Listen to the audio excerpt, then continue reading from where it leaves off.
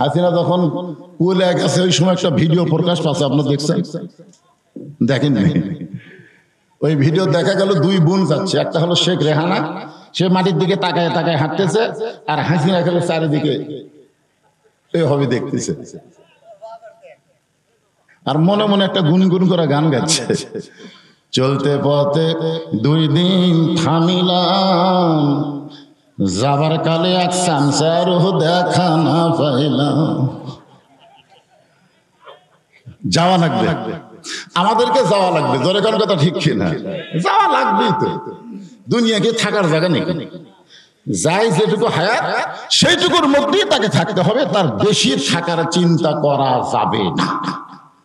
গতকাল ভারতের এক উগ্রপন্থী নেতা বলেছে বাংলাদেশকে আমাদের সাইজ করতে 15 মিনিট লাগবে না, আমাদের সাইজ করতে আজকে আবার ফেসবুকে দিছে ওর কি অস্ত্র কত আর হামাকের কি আছে।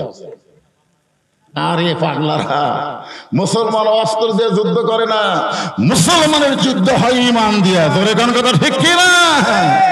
ইব্রাহিম নবীর ঈমানের কাছে নমরুদের আগুন যেমন কিছুই করতে পারে নাই, মুসা নবীর ঈমানের কাছে সাগর যেমন রাস্তা হয়ে যায়, বাংলার মুসলমান যদি ঈমানদার হয় ওদের ভোগ আমাদের জন্য আল্লাহ মিষ্টি ভাঙ্গি তরমুজ বানায় দিবে। জোরে কোন কথা ঠিক কি না? মালওয়ানের বাচ্চারা এত সাহস করিস না, 15 মিনিট খালি ঢুকে দেয়। আমি এক ওয়াজে বলেছি প্রত্যেকটা যুবকেরা, হিন্দুরা যখন বাংলাদেশে ঢোকার নিয়ত করেছে, তোমরা 2.5 হাত একটা করে লাঠি বানাও আর কাছে একটা করে খুর রাখবে, খুর। ওরা ঢুকবে, লাঠি দিয়ে পাড়া ফেলে দিয়ে আমরা খুর দিয়ে কেটে দেবো, গোড়া কাটবো না, আগা কাটা পল্টা দেবো। এর নাম হলো খাতনাই মুসলমান। আমার ওয়াজ খালি বাংলাদেশে চলে না, আমার ওয়াজ গোটা পৃথিবীর সব জায়গায় চলে। ধরে করার কথা ঠিক না?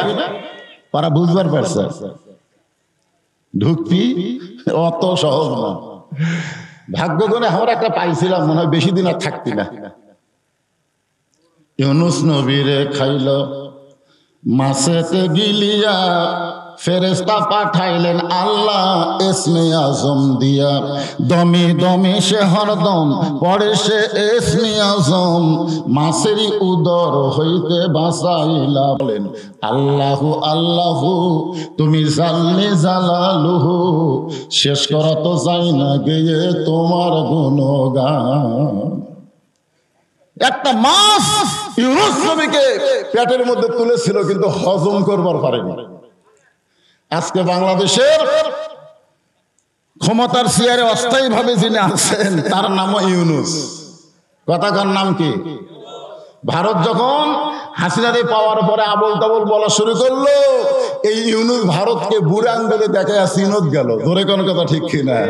আজকে তিস্তা ব্যারেজ যে ভারত ফারাক্কা বাদ দিয়ে বাংলাদেশকে মরুভূমি বানাবার চাইছে, এখন চীন এসে চুক্তি করে তিস্তা ব্যারেজ আগামীতে হয়ে যাচ্ছে। আলহামদুলিল্লাহ বলে কি ভাবতেছে? আজকে তুরস্ক বলতেছে ভারত অস্ট্রেলিয়া বাড়াবাড়ি করিস না, গোটা বাংলাদেশে অস্ত্র দিয়ে ভরে দেবো। এখন কথা ঠিক কিনা? আমরা কলে বা পড়ে যখন টিপ দেবো ওরা ভগবান কয়ে মরে দেবে, আর আমরা যদি কলে বা পড়ে টিপ দিয়ে গুলি খাই তাহলে আমাদের মৃত্যু হবে না, আল্লাহ আমাদেরকে শহীদ হিসাবে কবুল করে নিবে। ধরে কোন কথা ঠিক কিনা? ভাগ্য গুণে আমরা আল্লাহর প্রশংসা করার 2 নম্বর কারণ হলো আমরা বিশ্ব নবীর উম্মত হবার পারছি। কোন কারণে হাসরের ময়দানে যদি আমরা ঠেকে যাই, এটা আবার লাভ দিয়ে উঠলো কারা? ঠেকে যাওয়া বুঝেন না? মানুষ কয় না কোনো কারণে যদি ঠেকে যাস আমি আছি, এ কথা কয় কি কয় না? তখন আপনার আর কোনো টেনশন থাকে? কোন কারণে যদি আমরা ঠেকে যাই, তা আল্লাহ আমাদেরকে এমন একটা নবী দিচ্ছেন, তিনি শুধু নবী না, আছেন আমার মুক্তার, আছেন আমার বারিস্টার, শেষ বিচারের হাইকোর্টেতে তিনি আমায় করবেন পার, আমরা পাপী রাসূল জাবিন্দার। আল্লাহ যখন হাকিম হয়ে আমাদেরকে আসামি বানায় বিচার শুরু করবেন, ওই সময় আমাদের নবী আমাদের পক্ষে ওকালতি করে, বারিস্টারি করে, আমাদেরকে জামিন করে, সুপারিশ করে জান্নাতে পৌঁছে দিবে। এমন একজন বিশ্বনবীর উম্মত হওয়াতে আপনারা খুশি না বেজার? খুশি। তাহলে জবান করে আরেকবার বলি আলহামদুলিল্লাহ। এখন আসেন যে কোরআন থেকে আপনার তাফসীর শুনবেন, আমি সেই কোরআন থেকেই কয়েকটা আয়াত আপনাদের সামনে তেলাওয়াত করেছি। এই কোরআনের প্রথমেই আল্লাহ বলেছেন জালিকাল কিতাব, এটা এমন একটা কিতাব লা রাইবা ফি, যার ভিতরে কোনো সন্দেহ নাই। এখন আপনারা অনেকে মনে করতে পারেন হুজুর 1500 বছর আগে যখন কোরআন নাজিল হয়েছিল ওই সময় সন্দেহ ছিল না, কিন্তু এত বছর যাওয়ার পরেও কি সন্দেহ ঢোকেনি? যেরকম বাংলাদেশে কিছু কিছু বক্তা ওয়াজে আসাই বলে এটা জাল হাদিস, এটা জাল হাদিস, এটা জাল হাদিস, বলে কি বলে না? আজ পর্যন্ত কেউ বলেছে এটা জাল আয়াত, এটা জাল আয়াত কেউ বলছে? কেন বলেনি? না বলার পিছনে কারণ হলো ইন্না নাহনু নাযালনা যিকরা ওয়া ইন্না লাহু লাহাফিজুন। আল্লাহ বলেছেন এই কোরআনকে আমি জিকির হিসেবে নাজিল করেছি, আর কোরআন হেফাজতের দায়িত্ব স্বয়ং আমি আল্লাহ নিজেই নিয়েছি। জোরে করে সুবহানাল্লাহ। কিয়ামত পর্যন্ত এই কোরআনের একটা নোক্তা পর্যন্ত পরিবর্তন হবে না। জোরে কোন কথা ঠিক কি না? কিন্তু শর্ত হলো হুদাল্লিল মুত্তাকিন। এই কোরআন থেকে হেদায়েত নেবার গেলে পাইকারি হারে সবাই পাবে না। কোরআন থেকে হেদায়েত নেবার গেলে মুত্তাকি হওয়া লাগবে। জোরে কোন কি হওয়া লাগবে? কারণ নবী যখন কোরআন তেলাওয়াত করতেন তখন আবু জেহেল কিন্তু সারা রাত কোরআন তেলাওয়াত শুনতেন, সারা রাত। সকালবেলা যা মিটিং এর মধ্যে বলতো এত সুন্দর কোরআনের বাণী, রাতটা কোন দিক দিয়ে গেল আমি বুঝবারই পারি না। সুবহানাল্লাহ। আচ্ছা আপনার বলেন তো আবু জেহেল কি কোরআনের বিরুদ্ধে কথা? বিরুদ্ধে কথা? এত সুন্দর কোরআনের বাণী রাতটা কোন দিক দিয়ে গেল আমি বুঝবারই পারি না। তা আবু সুফিয়ান বলতেছে নেতা, যেই কোরআন শুনতে রাত কোন দিক দিয়ে যায় বোঝা যায় না, সেই কোরআন ধরলে অসুবিধা কি? না শুনলেই যদি এত মজা হয় তাহলে এটা ধরার মধ্যে লাভ আছে না নাই? আবু জেহেল বলতেছে হক কথা রে, হক কথা জোরে বলা যাবে না, হাসিনার শাসন চলতেছে, তুই আমার কাছে আয়। আবু সুফিয়ান যে কাছে গেছে কানে কানে বলতেছে এই কোরআন ধরলে আমাদের মতন ভুয়া নেতাগিরি আর চলবে না, আসল নেতা হয়ে যাবে আব্দুল্লাহর এতিম পোলা। আজকে নবী নাই, এই কোরআনকে যদি গ্রহণ করা হয়, আল উলামা ওয়ারাসাতুল আম্বিয়া, আলেমরা হলো নবীদের ওয়ারিস, তাদের হাতে নেতৃত্ব যাওয়ার কারণে আবু জেহেল মার্কা দল যারা করে তারা চিরদিন কোরআনের বিরুদ্ধে চারণ করবে। জোরে কোন কথা ঠিক? এই কোরআনের বিরুদ্ধে চারণ করবে কিয়ামত পর্যন্ত 3 শ্রেণীর মানুষ। কয় শ্রেণীর? কোরআন যেন কোনো কালি বিজয় না হয়। কোরআন তেলাওয়াতের মধ্যে থাক, ওয়াজের মধ্যে থাক, অসুবিধা নেই। কোরআন আপনি ওয়াজ করেন, কোরআন তেলাওয়াত করেন। আজকেও 123টা দেশের মধ্যে বাংলাদেশের একজন হাফেজ ফার্স্ট হয়ে গেছে। জোরে করে সুবহানাল্লাহ। এমনকি সৌদি আরব, কুয়েত, কাতার পর্যন্ত পারেনি। যে এলাকায় আল্লাহ কোরআন নাযিল করছে সে এলাকার হাফেজরা আমাদের বাংলাদেশের হাফেজের কাছে ফেল মারা গেছে। 123টা দেশের মধ্যে বাংলাদেশের হাফেজ কোরআন তেলাওয়াতে ফার্স্ট। মানে পড়ার দিক দিয়ে আমাদের বাংলাদেশে 1 নম্বর। পড়ার দিক দিয়ে। কি দিক দিয়ে? পড়ার দিক দিয়ে। আপনি প্রত্যেক বছর স্বর্ণ পদক নিয়ে আসেন, কোনো সমস্যা নাই। কিন্তু আল্লামা সাঈদীর মতন যদি কোরআনের পক্ষে ইসলামের বিজয়ের উপরে হক কথা বলেন, তখন সে যতই ভালো বক্তা হোক তাকে আর বাইরে রাখা যাবে না, তাকে অন্যায় ভাবে জেলখানার মধ্যে ঢুকান লাগবে। জোরে কোন কথা ঠিক? আবু জেহেলের মতন রাষ্ট্রীয় শক্তি কোনোদিনও চাবে না এই কোরআনের বিজয় হোক, এই কোরআন যে বাংলাদেশ চলুক, তারা কোনোদিনও চাবে না। 2 নম্বর হলো পুঁজিপতি শতকরা 2.5 টাকা যাকাত দেওয়া লাগবে। পুঁজিপতি আপনার আমার মতন মানুষের টাকা নাই, 1 লাখ টাকা 2.5 টাকা, অসুবিধা আছে? যদি 1 কোটি 2.5 লাখ, কিন্তু যদি 100 কোটি হয়, 2.5 কোটি, যদি 1000 কোটি হয়, ওরে বাবারে, এই 1000 কোটি যে সমস্ত পুঁজিপতি আছে এরা কোনোদিনও চাবে না বাংলাদেশে আল্লাহর কোরআনের বিজয় হোক। কারণ বিজয় হলেই গরিবের পার্সেন্ট গরিবদের বাড়িতে গিয়া ধোয়া দিয়ে আসা লাগবে। জোরে কোন কথা ঠিক কি না? তুমি টাকার মালিক না মিয়া, আল্লাহ তোমার টাকা দিছে। টাকার মালিক কে দিছে? আমানত স্বরূপ দিছে। অথচ টাকা পায় মনে করছে আমার টাকা। ওরা কোনোদিনও চাবে না যে আল্লাহর কোরআনের বিজয় হোক। 3 নম্বর হলো ধর্ম নিয়ে যারা ব্যবসা করতেছে। জোরে কোন কি নিয়ে? আমার দয়াল বাবার দরবারেতে কেউ ফিরে না খালি হাতে। ধর্ম নিয়ে যারা ব্যবসা করতেছে তারা কখনোই চাবে না কোরআনের বিজয় হোক, কারণ কোরআনের বিজয় হলে ধর্ম নিয়ে কোনো ব্যবসা করা যাবে না। জোরে বলেন কথা ঠিক কি না? এই 3 শ্রেণীর মানুষ আমাদের বাংলাদেশে আছে না নাই? আপনাদের মধ্যেও এতগুলো মানুষের মধ্যেও থাকতে পারে। ওরা তো আমার ওয়াজে শুরু হলি চুলকানি উঠবে, লাভ নাই। এখন আর হাসিনা নেই, আগে অ্যাঙ্গেলে হক কথা করছি, এখন অ্যাঙ্গেলের দিন শেষ, ডাইরেক্টের বাংলাদেশ। জোরে কোন কথা ঠিক কি না? এখন ডাইরেক্ট কথা হবে, যা হয় হয়ে যাবে। আল্লাহ বলতেছেন কি হলো এদিকে যারা ডানে আছে খুব ডিস্টার্ব হচ্ছে। ওই পার আবার কে আছে? কোরআন শুভ ভুল করে মোটে না। যারা দাঁড়িয়ে আছে ভাইজান শোনেন, এই মামুদপুর ধনতলার লোকেরা এখানে বলছেন আপনারা, কারণ আল্লাহ রাসূলের একটা হাদিস আছে, মেহমান আর মেজমান, যারা মাহফিলের আয়োজন করেছেন তারা হলো মেজমান, আর যারা বাহির থেকে ওয়াজ শুনতে আইছে তারা হলো মেহমান। মেহমানদেরকে বসতে দেওয়া সুন্নাত। মেহমানদেরকে কি দেওয়া সুন্নাত? তা আপনারা যদি বসবে না পারেন, ওরা খাড়া হয়ে তো হো হো করবি।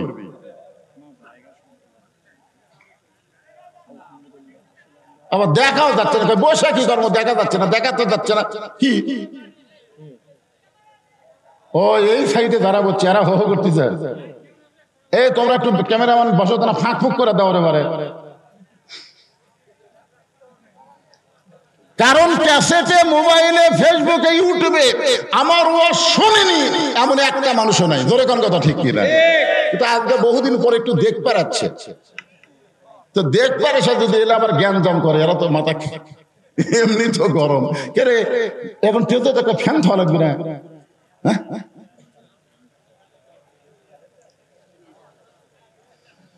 আসেন আলোচনা শোনেন, যতদূর পর্যন্ত আল্লাহ আমাদের ধৈর্য দেয়। ফাযকুরুনি আযকুরুকুম ওয়াশকুরুলি ওয়ালা তাকফুরুন।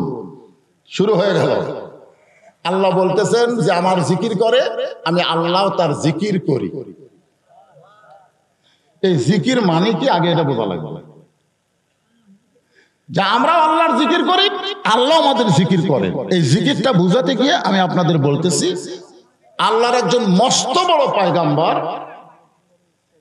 ভাইজান কষ্ট হলেও শোনেন, কষ্ট হলেও আপনারা কথা বলেন না। কথা বললে আপনার নাম দিয়েছেন তাফসীর মাহফিল। এখন আয়াতের এই জিকির মানে আমরা এক একজন এক একটা বুঝি। আসলে তো জিকির মানে এক এক জায়গাত এক এক রকম।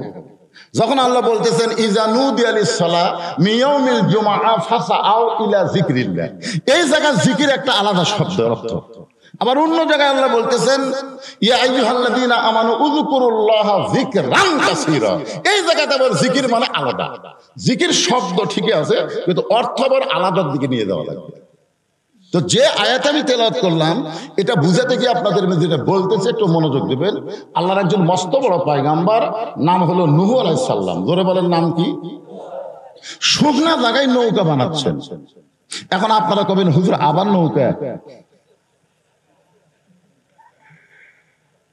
আওয়ামী লীগের এক নেতা বলেছিল আমাদের নৌকা নিয়ে আবল তাবল বকো না, আমাদের নৌকা হলো নূহ নবীর নৌকা। পৃথিবীতে সর্বপ্রথম যে যানবাহন আল্লাহ দিয়েছে, এই যানবাহনের ইঞ্জিনিয়ার হচ্ছে আল্লাহ, মিস্ত্রি হচ্ছে একজন আল্লাহর নবী। জোরে কান সুবহানাল্লাহ। আর যানবাহনের নাম হলো নৌকা। জোরে কান নাম কি? আরো জোরে। আজকে স্বপন থাকলে খুবই খুশি হবে। কে আর ইয়ার বিরুদ্ধে আমি না বুঝে লাগছি, ই তো নৌকার মিছিল করতেছে। এমন সময় একজন বুড়ি মানুষ লাঠিতে ভর দিয়ে এসে বলে, বাবা নূহ, এই শুকনা জায়গায় নৌকা বানানোর কারণ কি? নূহ বললেন, বুড়িমা, বন্যা নামক একটা গজব হবে। বন্যা নামক একটা গজব, জোরে কোন কি হবে? এই গজবে গোটা পৃথিবী ধ্বংস হয়ে যাবে। কেবলমাত্র নৌকার ভিতরে যাদের জায়গা হবে তারা ধ্বংস হবে না, কেবলমাত্র তারাই ধ্বংস হবে না। বুড়ি বলতেছে, বাবা নূহ, গজবে সবাই যদি নৌকায় উঠতে চায়, তোমার ছোট্ট নৌকার মধ্যে কি সকলের জায়গা হবে?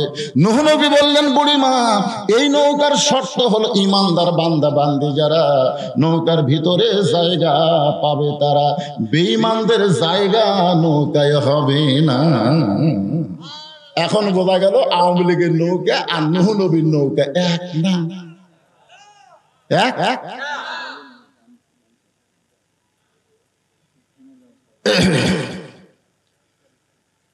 নূহ নবী বললেন, বুড়িমা, ইমানদার বান্দা বান্দি যারা নৌকার মধ্যে জায়গা পাবে তারা। বুড়ি বলতে জানিও নৌকার মধ্যে জায়গা চাই। সঙ্গে সঙ্গে নূহ বললেন, তাহলে আপনি পড়েন, লা ইলাহা ইল্লাল্লাহু নূহু নবিয়ুল্লাহ। আমরা মুসলমান, কোন নবীর নামে কলমা পড়তে আমাদের কোন আপত্তি আছে? কিন্তু খ্রিস্টানদের আছে, ইহুদিদের আছে। জি, আচ্ছা, ওইদিকে জায়গা করে দিল, ওইদিকে রাস্তা আছে, ওর তাহলে খুলেই দেয়। ভাইজান, আপনাদের কষ্ট, যাদের দাঁড়িয়ে থাকতে হচ্ছে, এই সাইডে জায়গা করতেছে, বসে।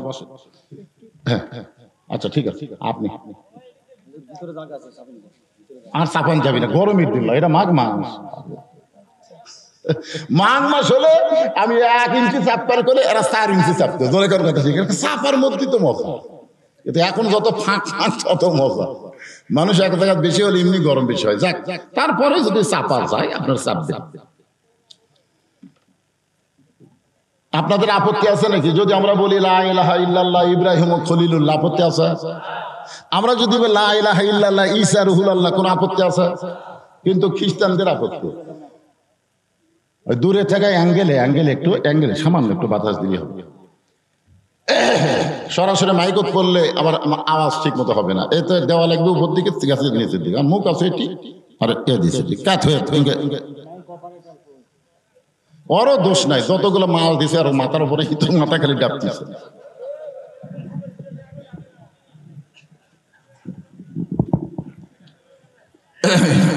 হ্যাঁ, আপনার একটু ধৈর্য নিয়ে শোনেন ভাইজান। নূহ বললেন, বুড়িমা, আপনার আর কোনো টেনশন নাই। বন্যা নামক গজব যখন শুরু হবে তখন আমি আপনার হাতটা ধরে নৌকায় উঠাইয়া নিব। সঙ্গে সঙ্গে বুড়ি বললেন, আলহামদুলিল্লাহ ওয়াশকুরু লি ওয়ালা তাকফুরুন। শুকরিয়া আদায় করতে হবে কার? আল্লাহ। যদি না করেন তাহলে কুফরি হবে। এখানে বুড়ির বলা দরকার ছিল, বাবা নূহ, তুমি খুবই ভালো মানুষ, বন্যা গজবে তুমি আমার হাত ধরে নৌকায় উঠাবা, তোমার মতন ভালো মানুষ কেউ নাই। কিন্তু বুড়ি কিন্তু নূহ নবীর প্রশংসা না করে প্রশংসা করলেন কার? কেন করলেন? কারণ ঈমান গ্রহণ করার পরে ঈমানই তাকে বলে দিচ্ছে, ঈমান যদি তোমার ভিতরে রাখতে চাও, আল্লাহ ছাড়া অন্য কারো প্রশংসা করা যাবে। এজন্য যারা হজ করেছে তারা কিন্তু, এক হাজী সাহেব আমাকে বলতে, হুজুর আপনি কি রাজনীতি ছাড়া কোনো ওয়াজ জানেন না? আমি বললাম, কেন হাজী সাহেব? বলে, আপনার ওয়াজে গেলি আপনি ভালোই ওয়াজ করেন হুজুর, কিন্তু মাঝে মাঝে দুই একটা এমন সাইজের কথা কোন আমার কলজাত লাগা যায়। আমি বললাম, হাজী সাহেব আপনি তো হজ করবার যা রাজনীতি করছেন। হাই সাহেব বললেন, আলহামদুলিল্লাহ, হজ করবার যা রাজনীতি কোন করলাম? আমি কইলাম, তাহলে আপনি আমার সাথে বলেন লব্বাইক। আপনারা সবাই বলেন লব্বাইক আল্লাহুম্মা লব্বাইক লব্বাইক লা শারীকা লাকা লব্বাইক ইন্নাল হামদা ওয়ান নি'মাতা লাকা ওয়াল মুলক লা শারীকা লাক। আপনারা বলেন তো, লাকা ওয়াল মুলক লা শারীকা লাকের অর্থ কি? এ দাঁড়ি সাহেব, আপনি যে আল্লাহর কাবার সামনে নিয়ে ঘোষণা করে আসলেন, রাজনীতির ভিতরে, রাজত্বের ভিতরে একমাত্র আল্লাহ ছাড়া অন্য কাউকে আমি স্বীকার করি না। তাহলে আপনি কাবা ঘর সামনে নিয়ে বললেন রাজনীতি রাজত্বের মধ্যে একমাত্র আল্লাহ, আপনি কাবা ঘরের সামনে আল্লাহর রাজনীতি করলেন, আর বাংলাদেশে এসে আল্লাহ ভুলে গেলেন। আপনার নামের আগে মানুষ হাজি বললো আপনার হজ কবুল হবে না। হজ করার আগে আপনি যে দলই করেন সমস্যা নাই, কিন্তু হজ করার পরে একমাত্র আল্লাহ ছাড়া অন্য কারো দল করা যাবে না। জোরে কোন কথা ঠিক কি না? আয়েশা আমার হাতের মধ্যে হাত দিয়ে বলছে, হুজুর এটা কেউ বুঝে দেয়নি হুজুর। তো বোঝা লাগবে তো ভাইদা। তো এখন বুড়ি প্রশংসা করছে আল্লাহর, পরে বাড়ি চলে গেছে। বন্যা নামক গজব শুরু হয়ে গেল। গোটা পৃথিবী 40 দিন পানির তলে ডুবে থাকলো, এমনকি পাহাড় পর্যন্ত ডুবে গেল। 40 দিন পরে যখন পানি কমে যায়, এমন সময় নূহ নবীর নৌকা সুদি পর্বতে ভিড়ে গেল। আল্লাহ ডাক দেবে, নূহ নৌকার খবর কি? নূহ বলতেছে আলহামদুলিল্লাহ, ইমানদার বান্দা বান্দি যারা জীবিত আছে তারা, বেঈমান যারা ধ্বংস হয়েছে তারা। আল্লাহ বলে, নূহ তাহলে তোমার কাছে কি খবর? নূহ বলতেছে এই নৌকার মধ্যে আমরা যারা আছি তারাই মাত্র জীবিত, নৌকা ছাড়া যারা বাহিরে তারা কেউ দুনিয়াতে আর জীবিত নেই। আল্লাহ বলে, নূহ তাহলে বুড়ির খবর কি? নূহ বলতেছে আল্লাহ আমার মনই নাই। কি বুঝলেন? বিপদে বললে একটা নবী পর্যন্ত ভুলে যায়, আর আপনি পীর ধরে বসে আছেন। আপনি মনে করতে দেন পীর ধরছি রে, আমার কোনো টেনশন নাই। তোর বাবাই জান্নাতে যাবি কিনা আগে সেইটা চিন্তা করা লাগবে। তোর এখন কথা ঠিক কিনা? বিপদে পড়লে নবী পর্যন্ত ভুলে যায়। নূহ বলতেছে আল্লাহ বুড়ির কথা আমার মনেই নাই। আল্লাহ বলে তাহলে বুড়ির অবস্থা কি? বলে সবাই যখন মরে গেছে বুড়িও মরে গেছে। আল্লাহ কয় নূহ আজগুবি কোনো কথা বলা যাবে না। আজগুবি, আপনাদের এলাকায় আজগুবি মানে কি? ফাও কথা। আমার বিরুদ্ধে অনেকে কয় হুজুর এত টাকা নিয়ে কি করে, রাত গেলি এত টাকা। চাষ করলে বসে গল্প তার কিছু নেই। এটাইটা এই বলছি তাই আসবি এই টাকা নিয়ে দেবে রে।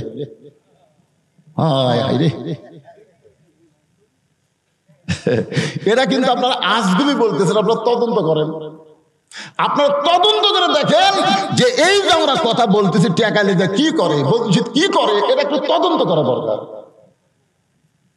আগে 12 শতক জায়গা মাদ্রাসা মসজিদের ছিল, এখন সেখানে জায়গা হয়েছে 235 শতক। কয়েক কোটি টাকা দিয়ে মাদ্রাসা মসজিদ এতিমখানা তৈরি করা হয়েছে।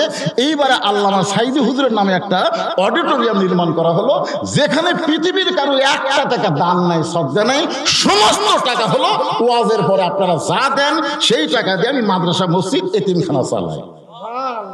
আজ পর্যন্ত পৃথিবীর কেউ বলতে পারবে না যে ভবিষ্যতের মাথায় মাদ্রাসায় আমরা 1 টাকা দান করছি। আমি দান চাই না। কি জন্য চাই না? যতদিন আল্লাহ আমার ওয়াজ রাখছে ততদিন ইনশাল্লাহ মাদ্রাসা মসজিদ এতিমখানা চলবে, আমি মরে গেলেও চলবে। এরকম কিছু ওয়াকফ সম্পত্তি মাদ্রাসার জন্য আমি রেখে যাচ্ছি। এটা আপনাদের টাকা, এটা আমার না। আপনারা যে ওয়াজের পরে দেন তাহলে তদন্ত করলে আপনাদের মন খুশি হবে না? আমরা আজগুবি কথা বলি বারে।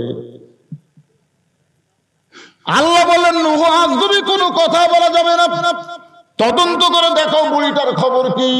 নূহ নবী তদন্ত করতে গিয়ে দেখে বুড়ি তো দূরের কথা, বুড়ির ঝুপড়ি বাড়ি পর্যন্ত কিছুই হয়নি। নূহ নবী মাথায় হাত দিচ্ছে, হায় হায় হায় হায়, পাহাড় পর্যন্ত ডুবে গেল। একটা ভাঙ্গা ছিল বাড়ি, সেই বাড়ি কিছু হয়নি। আচ্ছা বাড়ি যদি কিছু না হয় তাহলে বুড়ি? নূহ ডাক দিলেন, বুড়ি মা। সঙ্গে সঙ্গে বুড়ি টোপলা নিয়ে হাজির। নূহ বললেন বুড়িমা টোপলা কেন? রেডি হয়ে আছি বাবা, তুমি এসে আমার ডাক দিবা, আর আমি বাড়াতে দেরি করলে গজব যদি আসা যায়। এই জন্য রেডি হয়ে আছি, তৈরি হয়ে আছি। আল্লাহ বলেছেন লা তামুতুন্না ইল্লা ওয়া আনতুম মুসলিমুন, মুসলমান না হয়ে তোমরা মরো না, তোমাদেরকে মুসলমান হিসেবে তৈরি হয়ে থাকা লাগবে, কারণ যে কোনো সময় ডাক আসতে পারে। জোরে কোন কথা ঠিক কি না? একটা গান আছিল না আগে, ডাক দিয়াছেন আল্লাহ আমারে, রইব না আর বেশি দিন তোদের মাঝার। এই যে ডাক দিয়েছেন, দয়াল খবর চাচ্ছেন। দয়াল কি? একটা লোক যদি সারা জীবন দয়াল দয়াল দয়াল দয়াল দয়াল দয়াল দয়াল দয়াল, একটা সব পাবি, কোন একটা সব পাবি। আর একবার যদি আল্লাহু আকবার বলে, যদি আল্লাহ কবুল করে, 8টা জান্নাতের দরজা খুলে যাবে। জোরে কোন সুবহানাল্লাহ। কতজনকে কত কি দিলাম, যাবার কালে একজন আরো দেখা না পাইলাম। ও আমার সাদের মালা যায় রে ছিঁড়ে, রইব না আর বেশি দিন তোদের মাঝারে। তাহলে আমাদের তৈরি হয়ে থাকার দরকার আছে। আল্লাহ বলতেছেন তৈরি হবার গেলে, ইয়া আইয়ুহাল্লাযীনা আমানুত্তাকুল্লাহা হাক্কা তুকাতিহি ওয়া লা তামুতুন্না ইল্লা ওয়া আনতুম মুসলিমুন। আচ্ছা, মুসলমান মানে কি? এখন আল্লাহ বলতেছেন মুসলমান না হয়ে তোমরা যেন মরো না। তাহলে এখন আপনাদের বলা লাগবে মুসলমান মানে কি? মাঝে মাঝে নামাজ পড়ে নাকি মুসলমান মানে? এদিকে করছে কিন্তু আস্তে আস্তে পারে। এটাকে আদা দিনা পুরাপুরি উদখুলু ফিস সিলমি কি কাফা। নবীর পিছনে নামাজ পড়ে, সামনে কাতারে আবু বকরের ডান সাইডে। হয়তো আবু বকর রাদিয়াল্লাহু ডান সাইডে, নবীর পিছনে সামনে কাতারে নামাজ পড়ে।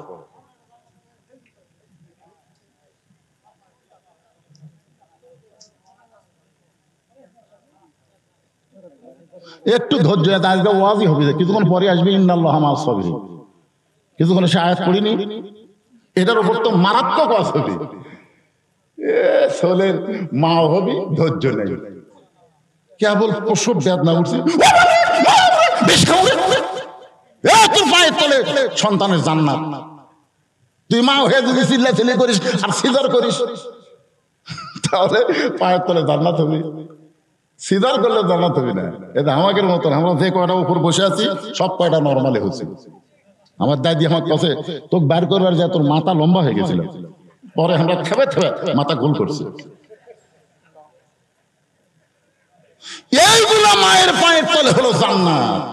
ধৈর্য নেই কেন? পেটের ব্যথা উঠে সিজার করবো, যা সিজার করা বাচ্চা কি?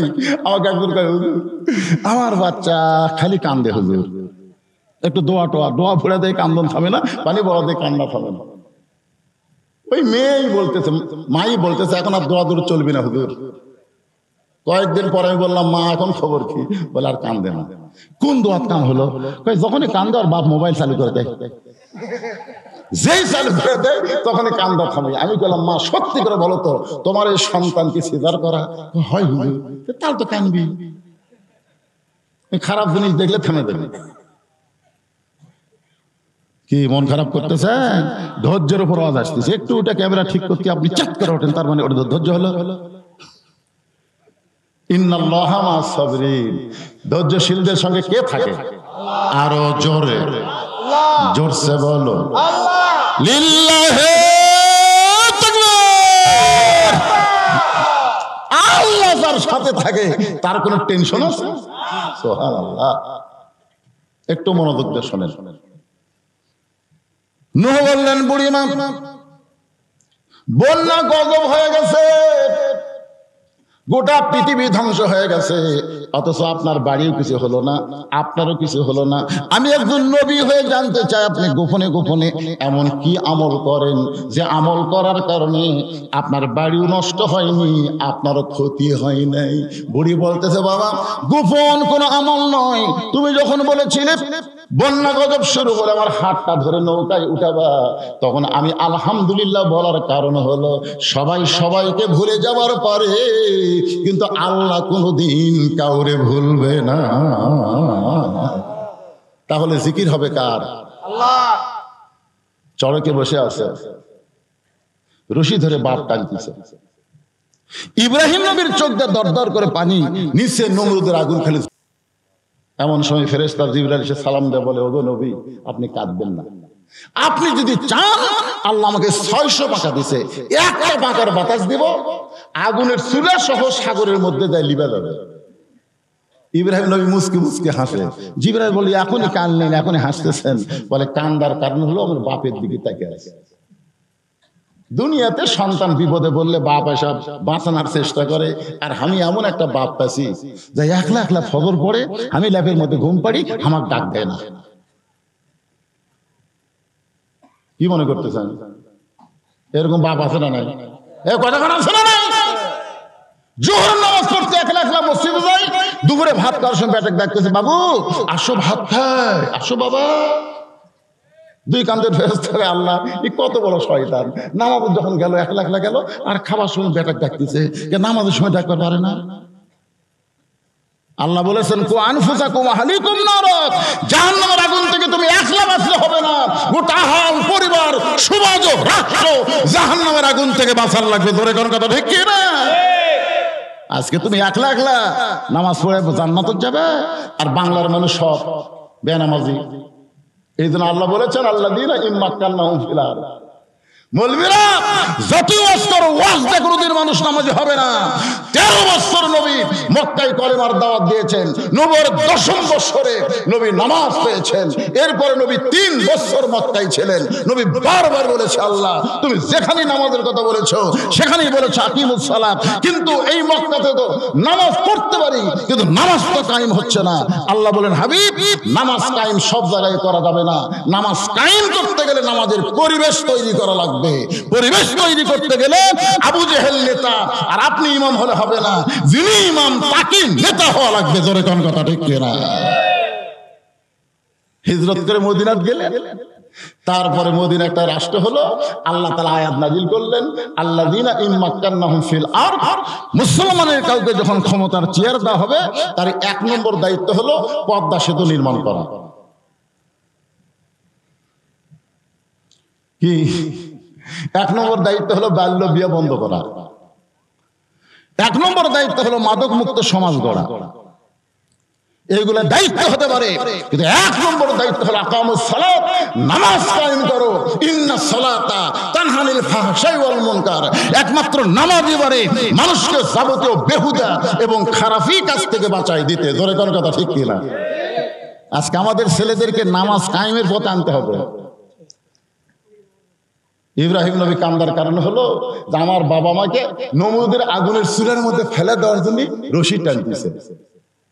এটা দেখে আমার কান্দন আসতেছে, আগুন দেখা না।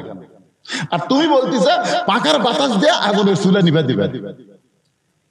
তুমি জানো না ইব্রাহিম, হাসবি আল্লাহু নিমাল ওয়াকিল ওয়া নিমাল মাওলা ওয়া নিমান নাসির। আমার ঈমান বলতেছে আমি সে আল্লাহর জিকির করি যে আল্লাহ আগুনের মধ্যে পুরানোর পাওয়ার দিছে। নমরুদ আগুন জ্বালাবার পরে কিন্তু পুরানোর পাওয়ার নমরুদের হাতে নাই, পুরানোর পাওয়ার কার হাতে? আমি সে আল্লাহর জিকির করতেছি, দেখে আল্লাহ কি করে। আগুনের মধ্যে যখন পড়ে যাচ্ছে, এমন সময় আল্লাহ বললেন, কুলনা ইয়া নারু কুনি বারদা ওয়া সালামান আলা ইব্রাহিম ফাযকুরুনি আযকুরকুম। এইটাই হলো জিকির, সর্ব অবস্থায় আল্লাহর প্রতি খেয়াল করা। ভারত বলে দিল পেঁয়াজ বন্ধ, আলু বন্ধ, চিনি বন্ধ।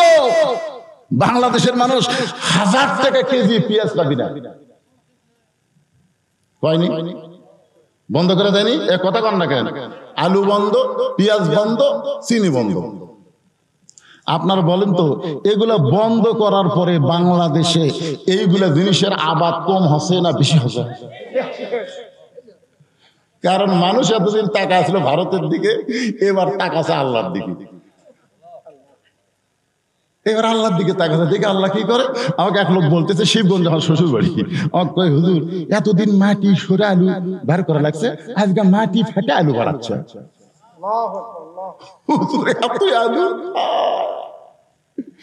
আমি রমজান মাসে পেঁয়াজ কিনবার বাজারে তো আমি যাই না, হঠাৎ একদিন গেছি, তো পেঁয়াজওয়ালাকে বললাম ভাই 100 টাকার পেঁয়াজ দেন।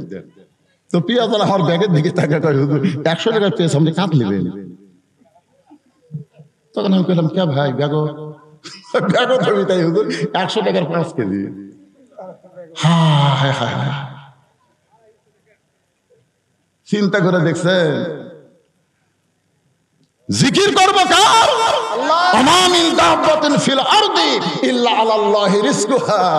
পৃথিবীতে এমন কোন বিচরণশীল প্রাণী নাই যার রিজিকের ব্যবস্থা আল্লাহ করেনি।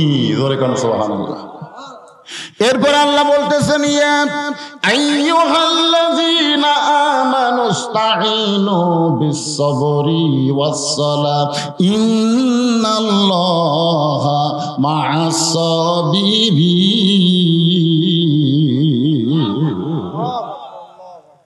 ঈমানদারেরা, যদি তোমরা আল্লাহর কাছে কিছু পাবার চাও, একটু মনোযোগ দিয়ে শুনবেন, একটু মন দিবেন এদিকে।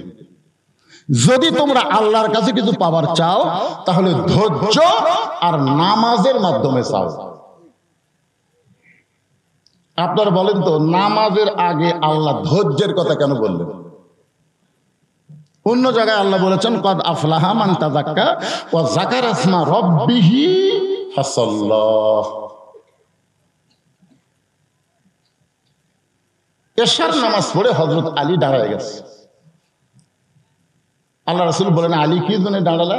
আলী বলতেছে হুজুর, আপনি একদিন বললেন 10 জন সাহাবীকে আল্লাহ তাআলা দুনিয়াতে জান্নাতের সার্টিফিকেট দিয়েছে,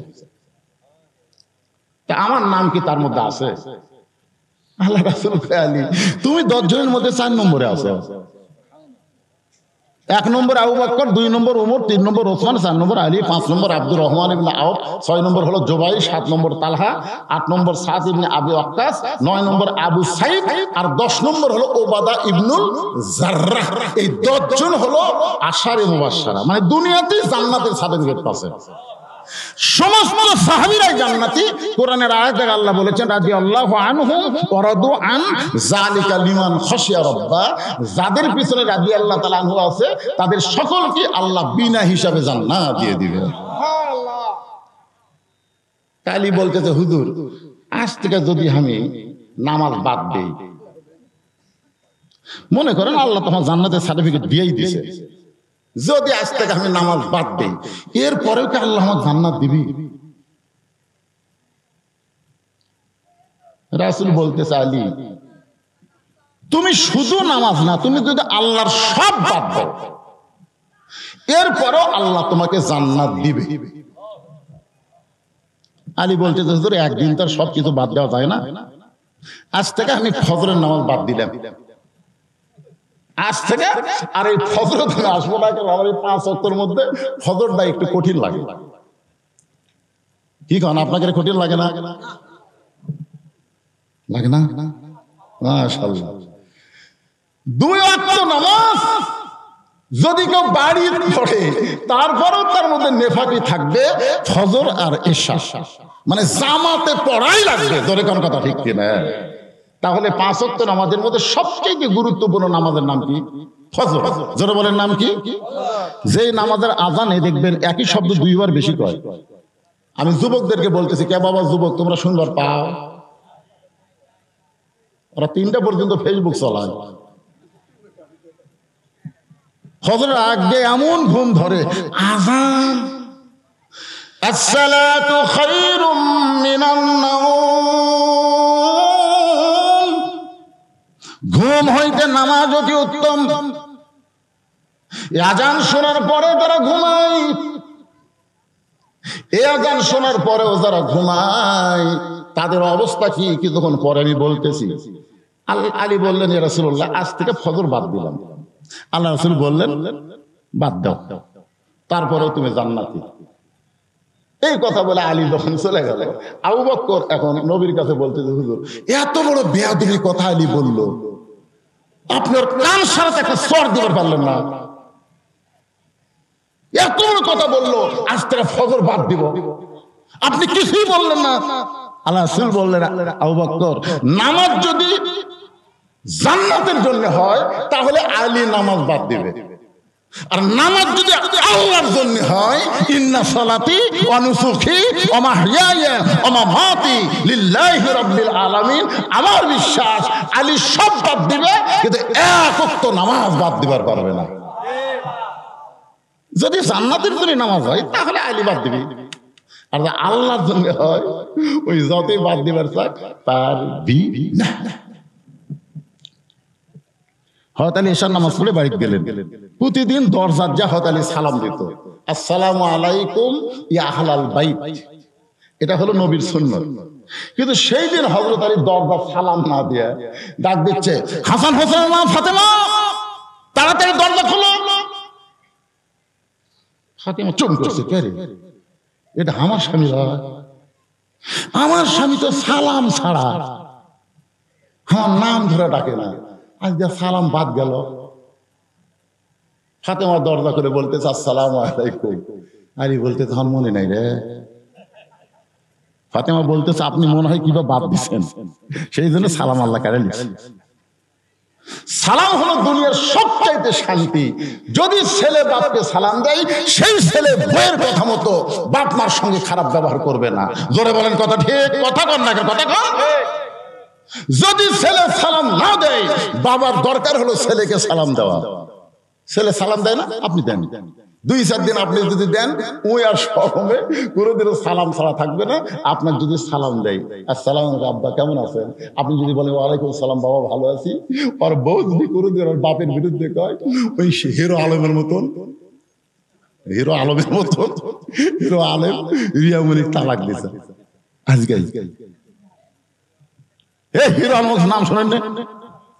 ওর বউ তালাক দিছে, কারণ ওর বাপ কয়েকদিন আগে মারা গেছে। মরার সময় ওর বউ নাকি গান গাছে, ওর বাপের কাছে যায়। ওই কাছে যে বাপ মরে গেলে বাপ পাওয়া যাবে না, বউ ছেড়ে দিলে বউ পাওয়া যাবে। দরকার বউ ছাড়বো, এইরকম বউ আমি দরকার নাই। হিরো আলম সারা জীবন গান করছে, কিন্তু এই বাপের কথাতে আল্লাহ বলতেছে ওয়াকাদা রাব্বুকা আল্লা তা'বুদু ইল্লা ইয়্যাহু ওয়া বিল ওয়ালিদাইনি ইহসানা। জোরে বলেন সুবহানাল্লাহ। আপনাকে বউগুলা আপনাকে বাপ মায়ের বিরুদ্ধে কিছু কয়, বহু কিছু কয়, আপনি শোনেন, আপনি শোনেন তারা। আপনার বাপ মায়ের বিরুদ্ধে আমি কি বলতেছি, বাপ মায়ের বিরুদ্ধে কোনো কথা বললে হাত ধরবেন, চক চক চক সব আমার বাপ মায়ের কাছে দেখবেন ওই পাও ধরে বলবেন না। আপনার বাপ মার বিরুদ্ধে যখনই বলবে তখনই বলকে বলবেন চ আমার বাপ মায়ের সামনে বল। ওই কিন্তু বাপ মায়ের সামনে বলবি না, কারণ এগুলো কথা সব মিথ্যা। দরকার হলে এরকম বাপ দেওয়ার কথা আছে। জাতির পিতা হযরত ইব্রাহিম ইসমাইল নবীর বাড়িতে বেড়াবার গেছে, যা বলতেছে বাবা ইসমাইল।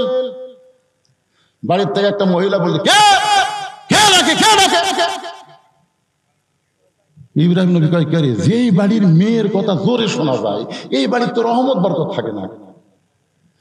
যেই বাড়ি মরদ মানুষ মেয়ে মানুষ, কিন্তু মরদ মানুষের কথা শোনা যায় না, খালি মেয়ে মানুষের কথা শোনা যায়, ওই বাড়ির কোনো রহমত থাকে না। ধন থাকে, সম্পদ থাকে, কিন্তু শান্তি থাকে না। আপনাকে এই ধন তোলার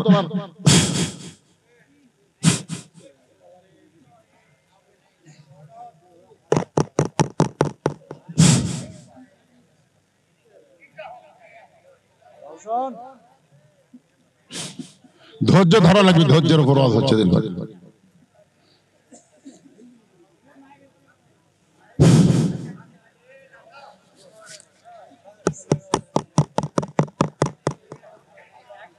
ওরা হয়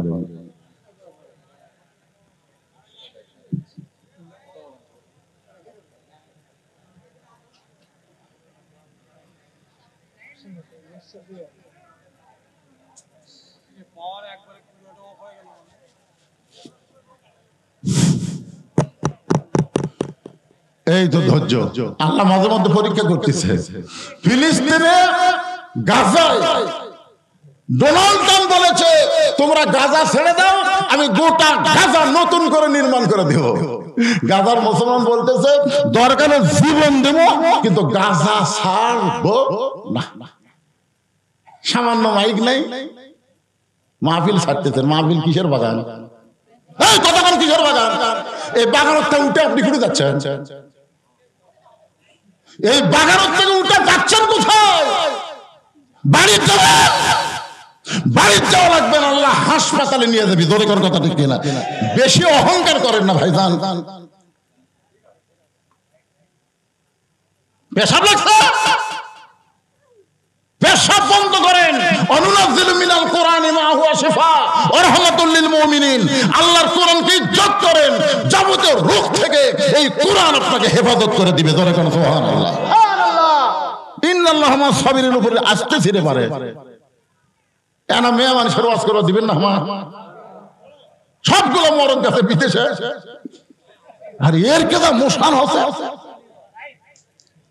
আমার এলাকার এক ছেলে বিদেশে গেছে, বাপে জমি বিক্রি করে দিছে, আর ওই শালা বইয়ের নামে অ্যাকাউন্ট করছে।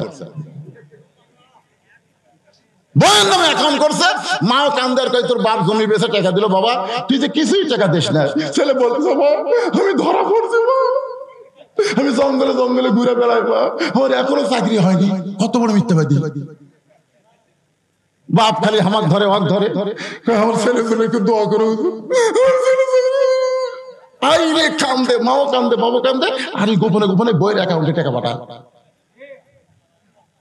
আর বউ টাকা যখন বেশি হয়ে গেছে তখন চিন্তা করছে তুই বিদেশে খেটে খেটে বুড়ে হয়ে গেছে, তোর ধান্দা। কয়েক বছরে বাড়িতে এসে দেখে বউ নাই, খালি কান্দে। বাপ মাকে কান্দিস কে বাবা? তুই না জেলের মধ্যে ধরা পড়ছ, তুই কামাই কার্য করে বাড়িস। তোর বউ যে মোশান মারছে, তুই আমাদের সঙ্গে গাদ্দারি করে বউয়ের নামে অ্যাকাউন্ট করছো। আজকে যেই সমস্ত পুরুষ বিদেশে গেছে তাদের বউয়ের বা মোশান হচ্ছে। ধরে কোন কথা ঠিক কিনা? এ বাবা কর না কেন? ঠিক মানে সেও আভুলি। আল্লাহর বান্দার একটু মনোযোগ দেন। হযরত আলী চোখের পানি বের করে মনে মনে চিন্তা করে আজকে ফজরের নামাজ বাদ দেবার চাইছি, আমার জবান থেকে আল্লাহ সালাম কেড়ে নিয়েছে।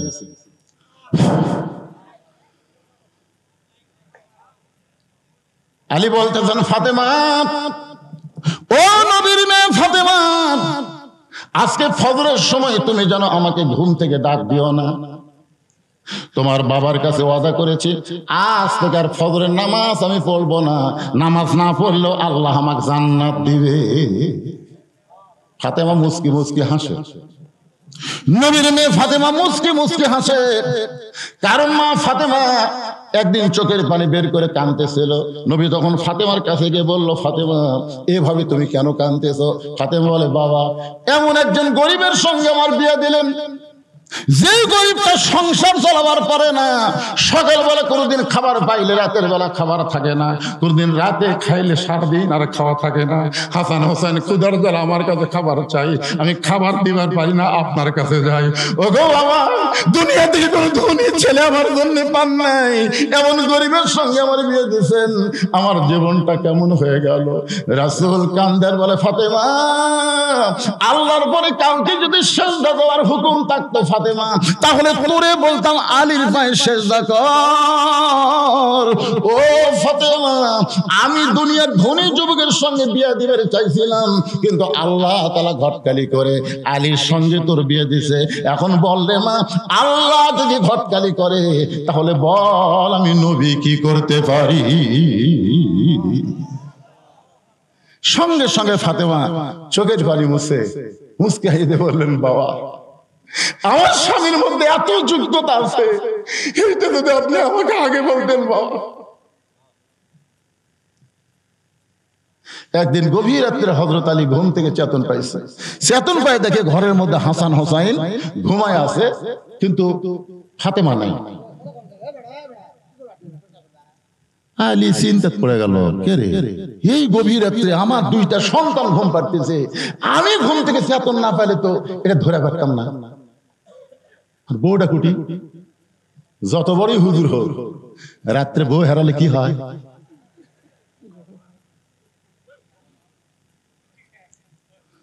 যত বড়ই হুজুর হোক, আমি যত বড়ই মৌলবি হই, মাঝে মধ্যে সন্দেহ আছে না নাই, কথা কন না কেন ভাই রে?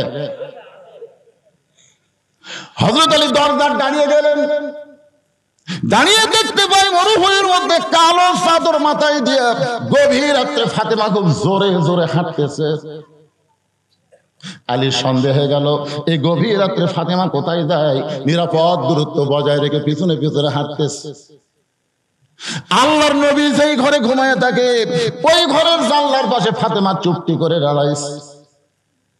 আলী একটু দূর থেকে কানটা খাড়া করে শুনতে চায়, দেখি ফাতেমা কি বলে। ফাতেমা বলতেছে, বাবা, আজকে যদি আমার মা জীবিত থাকতো তাহলে আমার কথা মায়ের কাছে বলতাম, কিন্তু মা যখন মরে যায় বাবা, বাপের কাছে সরাসরি বলতে হয়। ও বাবা, আমি গভীর রাত্রে তোমার জানলার কাছে তোমার দুঃখিনী মেয়ে ফাতেমা দাঁড়াইছি, তুমি একটু দয়া করে ঘরের দরজা খুলে দাও। হযরত আলী দূর থেকে শুনতেছে। কিছুক্ষণ পর আল্লাহর নবী যখন ঘরের দরজা খুলে দেয়, ফাতেমা ঘরের মধ্যে ঢুকে গেলে হযরত আলী এক দৌড়ে জানলার কাছে এসে কানটা লাগাইছে। রাসূল বলতো, ফাতেমা তুই একা একা কেন ঘরে ঢুকলি? মা আলীকে ও ঘরের মধ্যে নিয়ে আয়। আলী জানলার কাছ থেকে চমকে উঠছে, নবী কি আমাকে জানলার কাছে দেখতে পাইল নাকি? কিন্তু নবী বলার কি জানে কারণ হলো, যত বড় নবী হোক না কেন, তিনি তো একজন বাবা। আর বাবা হিসাবে বিবাহিত মেয়ে গভীর রাত্রে যদি স্বামী ছাড়া আসে, তাহলে অবশ্যই বলতে হবে তুই একা কেন, তোর স্বামী কোথায়? এই নিয়তে নবী যখন বলতেছেন, ফাতেমা তুই একা কেন আলীকেও ঘরের মধ্যে নিয়ে আয়, ফাতেমা বলতেছে, বাবা আমার হাসান হোসেন ঘুমের মধ্যে আছে, আমার স্বামীটাও ঘুমের মধ্যে আছে, এই ওদের ঘুমটা পরীক্ষা করে আমি গভীর রাত্রে চোরের মতো আপনার কাছে আইছি। বাবা মেহেরবানি করে একটু ঘরে বাতি জ্বালান। রাসূল বলে, ফাতেমা কি বলবি বল, তাড়াতাড়ি বলেই তুই চলে যা, বেশি সময় দেরি করিস না, যদি ঘুম থেকে চেতন পাই। ফাতেমা কি বলবি বল। ফাতেমা বলতেছে, বাবা বহু জীবনে বললাম, বলে কোনো কাজ হলো না, আজকে একটু আপনাকে আমি দেখাবার চাই, একটু বাতি জ্বালান বাবা, একটু ঘরের মধ্যে বাতি জ্বালান। নবী যেই মাত্র ঘরে বাতি জ্বালাইছে, সঙ্গে সঙ্গে ফাতেমা দুইটা হাত নবীর সামনে বাড়ায়। নবী তাকায় দেখি হাতের তালু আছে, কিন্তু হাতের উপরে কোনো চামড়া নেই। গোটা হাত গোশতের টুকরার মতো লাল দেখতে পাই।